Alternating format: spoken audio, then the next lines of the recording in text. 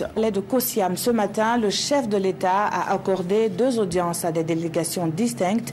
La première était composée de banquiers et la seconde de responsables de fédérations d'associations islamiques du Burkina. On fait le point avec Nongba Kouda et Frédéric Etienne Bassenga.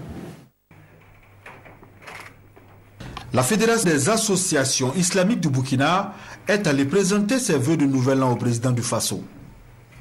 Mais au-delà, cette rencontre a été une opportunité d'échange sur les grands défis du moment pour le Burkina, notamment le vivre ensemble et la sécurité. Nous avons dégagé ensemble la nécessité que tous ensemble, on puisse se donner la main pour pouvoir trouver une solution.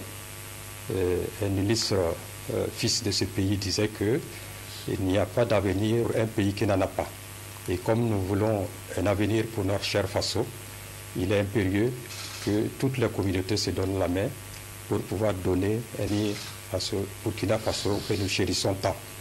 Donc, il a été question aussi de vivre en qui, vous le savez, a été ébranlé dans certaines contrées.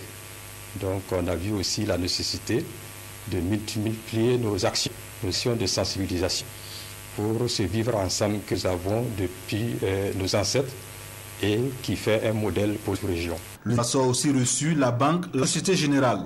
Présent au Burkina dans le cadre des 20 ans de l'installation de sa filiale au Burkina, le directeur général délégué de Société Générale est allé échanger avec Christian Kaboré des ambitions de son groupe pour le Burkina et l'Afrique. Nous avons voulu porter le témoignage de l'enracinement du groupe Société Générale en Afrique. Société Générale, grande banque internationale, et certainement la plus africaine des banques européennes.